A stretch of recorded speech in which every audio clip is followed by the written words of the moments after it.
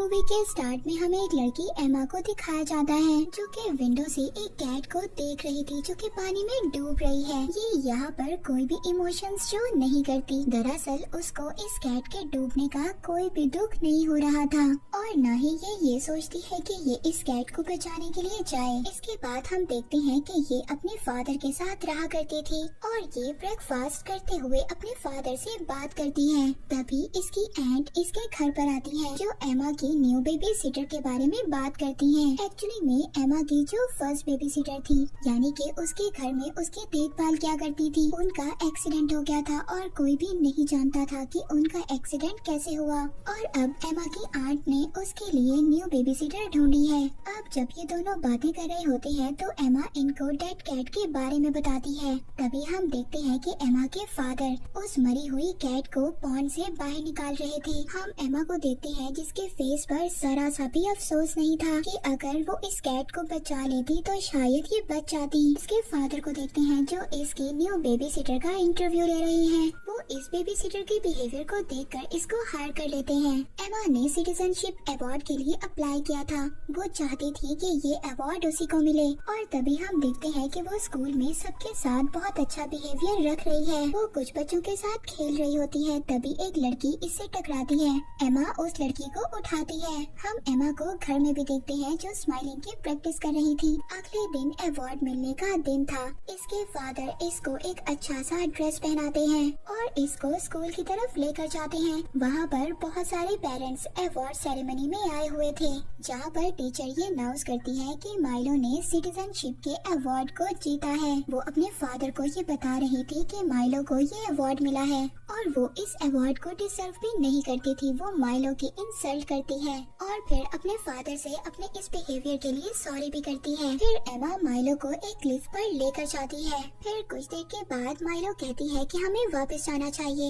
एमा माइलो के पास जाती है। इसके बाद हमें स्क्रीन ब्लैक दिखाई जाती है। कुछ देर के बाद हम माइलो के पेरेंट्स को देखते हैं। वो एमा के पास आते हैं। क्या तुमने हमारी बेटी माइलो को देखा है? एमा कहती है कि उसने काफी देर से उसको नहीं देखा। तभी वो लड़कियां जो क्लिफ की तरफ से आ रही थी वो मदद के लिए चिल्लाती हैं। माइलो के पेरेंट्स भी उन बच्चों के पीछे जाते हैं। वो जाकर देखते हैं कि उनकी बेटी पानी में डूबकर मर चुकी थी। उसको सीपीआर ट्रीटमेंट भी दिया जाता है मगर उसकी तो डेथ हो गई थी। अगले दिन ब्रेकफास्ट पर एमा के फादर उससे पूछते हैं कि वो कैसा फील कर रही है अपनी फ्रेंड के बारे में, मगर एमा तो इस बात को मुकम्मल इग्नोर कर देती है कि जैसे उसे अपनी फ्रेंड के मरने का बिल्कुल भी दुख नहीं हुआ। फिर उसी दिन एमा की बेबी सीटर भी घर आ जाती है। एमा रात को देखती है कि उसकी बेबी सीटर उसके फादर की मेडिसिन्स को देख रही थी। वो सोचती है कि शायद ये इनको चुराना चाहती है। फिर जब ये अपनी बेबी सीटर के साथ मूवी देख रही थी तो ये उसको बताती है कि मैंने देखा तुम मेरे फादर की मेडिसिन्स को चुराना चाहती थी। तो ये कहती है कि अगर जो भी काम मैं तुम्हें कहूँगी तो तुम्हें वो करना होगा। इसके बदले मैं अपने फादर को कुछ भी नहीं बताऊंगी।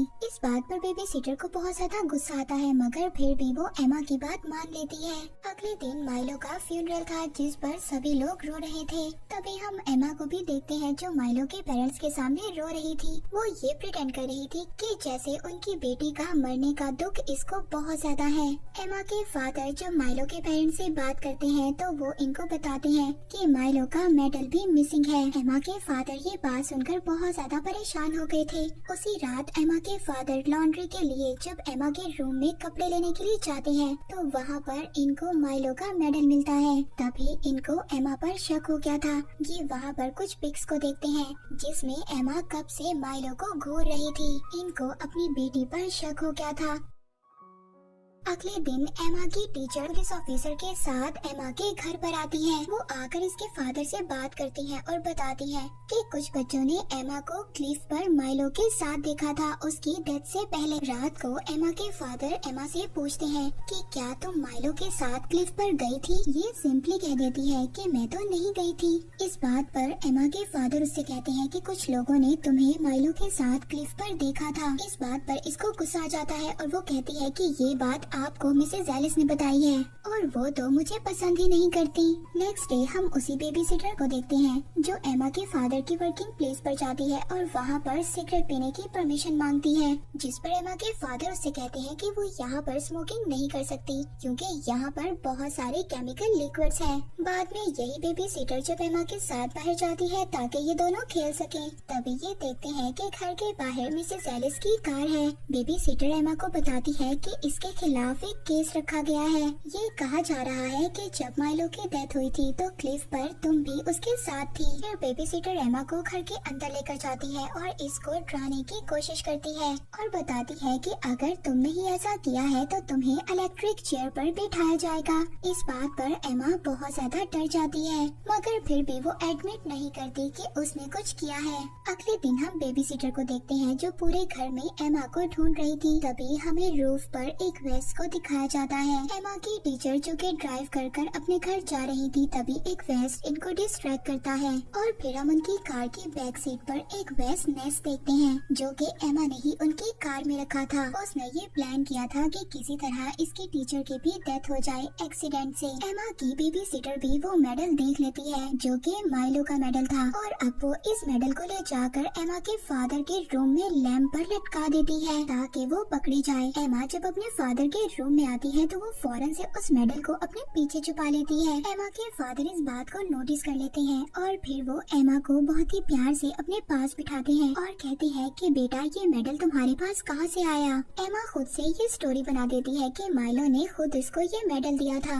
अगले दिन एमा के फादर जब ऑफिस जा रहे होते हैं तो ये रास्ते में थेरेपिस्ट को भी कॉल करते हैं क्योंकि ये चाहते थे कि ये अपनी बेटी को किसी साइकियाट्रिस्ट को दिखाए। तभी ये रास्ते में देखते हैं कि किसी का एक्सीडेंट हुआ है। दूसरी तरफ हम एमा को देखते हैं जो अपनी बेबी सिटर से पूछ रही थी क्या तुमने लैंप पर ये मेडल रखा था, और वो बहुत ज्यादा गुस्से में थी। तभी एमा के फादर वहाँ पर आ गए थे और एमा को अपने साथ ले जाने का कहते हैं और कहते हैं कि अपना वो मेडल भी ले लो जो तुमने माइलो से लिया था, और फिर ये इसको माइलो के घर लेकर जाते हैं। एमा इस मेडल को माइलो की मदर को रिटर्न कर देती है। माइलो की मदर बहुत ज्यादा कंफ्यूज लग रही थी इस मेडल को लेते हुए। तभी वो एमा के फादर को बताती है कि मिसेस एलिस की डेथ हो गई है कार एक्सीडेंट की वजह से। एमा जब ये सुनती है तो वो ऐसा प्रिटेंड करती है, वो रोने लग जाती है और कहती है कि वो उसकी फेवरेट टीचर थी।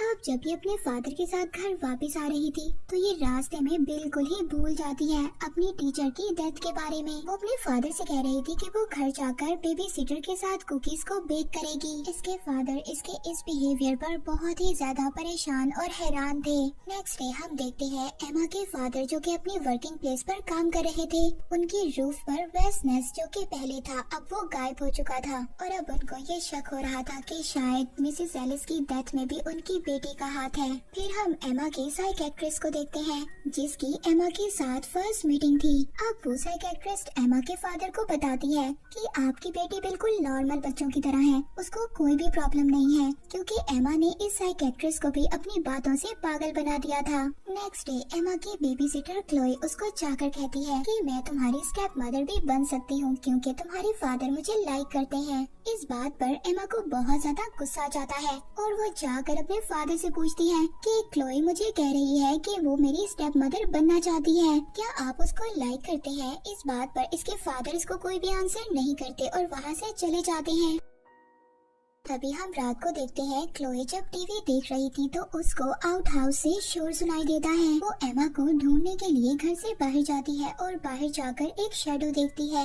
ये फौरन से आउट हाउस में चली जाती है। तभी वहाँ पर आउट हाउस की कोई डोर बंद कर देता है। ये आउट हाउस में फंस चुकी थी और तभी हम देखते हैं कि आउट हाउस में आग लग जाती है। क्लोए जो कि विंडो से देखती है बाहर एमा खड़ी थी और एमा ने ही इस आउट हाउस में आग लगाई थी क्लोए को मारने के लिए। हम क्लोए को देखते हैं जो आग में जलकर वहीं पर मर जाती है। जब ये बात एमा के फादर को पता चलती है तो वो जल्दी से फायर फाइटर को बुलाते हैं। वो आकर जल्दी से आग बुझाते हैं मगर उस वक्त तक क्लोए की डेथ हो गई थी। इसके बाद रात को एमा के फादर उसके रूम में आते हैं और उससे आकर पूछते हैं क्या तुम्ही ने माइलो को हर्ट किया था? वो कहते हैं कि बेटा मैं तुम्हें बचाने के लिए सब कुछ करूँगा मगर तुम्हें मुझे सच सच बताना होगा। इस बात पर एमा अपने फादर को बताती है कि हाँ मैंने ही माइलो को नीचे गिराया था। एमा के फादर इससे पहले वाली बेबी सिटर के बारे में भी पूछते हैं तो वो कहती है कि हाँ, उसने मेरा गुस्से से हाथ पकड़ा था जिस पर मैंने उसे स्टेयर से धक्का दे दिया। एंड पर उसके फादर उससे क्लोए के बारे में पूछते हैं। अब एमा को और ज्यादा गुस्सा आ गया था। वो गुस्से में चिल्लाती है कि हाँ, उसने मेरी स्टेप मदर बनने की कोशिश की, इस वजह से मैंने उसे भी मार दिया।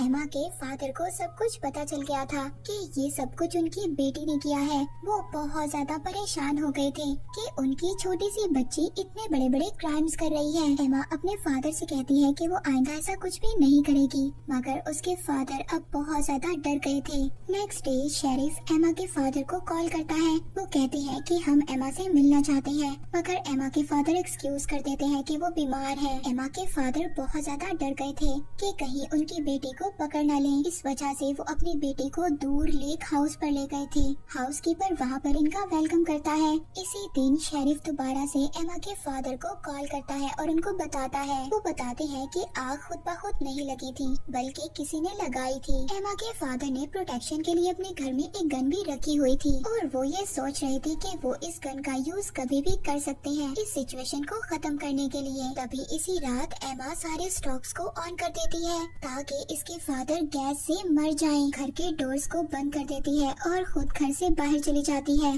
तभी एमा के फादर की आँख खुल जाती है। वो जब गैस को सेंस करते हैं, वो फौरन से विंडोज और दरवाजे खोल देते हैं। जब वो अपनी बेटी को बाहर देखते हैं तो वो समझ गए थे कि उनकी बेटी ने ही उन्हें मारने की कोशिश की है। वो अपनी बेटी के पास जाते हैं और उससे पूछते हैं कि तुमने ऐसा क्यों किया। वो गुस्से से कहती है कि अगर आप मर भी जाएं तो मेरी आंट बहुत अच्छी है, मैं उनके साथ रह लूंगी। इसके फादर इसको बहुत ही आराम से घर में वापस ले आते हैं और फिर रात को इसको हॉट चॉकलेट में ड्रग्स डाल कर दे देते हैं। नेक्स्ट सीन में देखते हैं कि एमा अपने फादर के सामने खड़ी है जिसके हाथों में गन है। वो अपने हाथों से अपने फादर को शूट करती है, मगर ये बुलेट इसके फादर को नहीं लगती तो वो बुलेट जाकर पेलों में लग जाती है। तभी इसके फादर जाग जाते हैं और कहते हैं कि तुम अब तक कैसे जाग रही हो। तो एमा कहती है कि आपने मेरी हॉट चॉकलेट में ड्रग्स मिला दी थी, जिससे कि मैंने अपनी हॉट चॉकलेट को आपसे रिप्लेस कर दिया। एमा अपने फादर को शूट करना चाहती थी, मगर तभी इसके फादर इससे गन छीन लेते हैं। एमा जल्दी से 911 पर कॉल करती है और बाथरूम में जाकर छुप जाती है। ये कॉल कर बताती है कि इसके फादर इसको मारना चाहते हैं। इनका गार्ड भी गन की आवाज सुनकर वहाँ पर आ गया था। ये आकर देखता है कि एमा बाथरूम में छुपी हुई है और इसके फादर इसको गन पॉइंट पर लेकर खड़े हैं। गार्ड एमा को बचाना चाहता था, मगर तभी एमा के फादर अपनी बेटी को शूट करने की बजाय खुद को ही शूट कर लेते हैं। एमा देखती है कि उसके फादर ने उसी के सामने खुद को शूट कर लिया था। मूवी के लास्ट सीन में हम एमा की आंट को देखते हैं जो कि उसको लेने के लिए आई हैं। वो उसको हग करती हैं और कहती हैं कि तुम्हारे फादर तो एक सिक इंसान थे जो सबको ये कह रहे थे कि तुमने ही सबको मारा है। ऐसा कैसे हो सकता है? इसका मतलब ये था कि एमा की आंट उस पर बहुत ज्यादा बिलीव करती थी। और इसी के साथ ही मूवी यहीं पर एंड हो जाती है।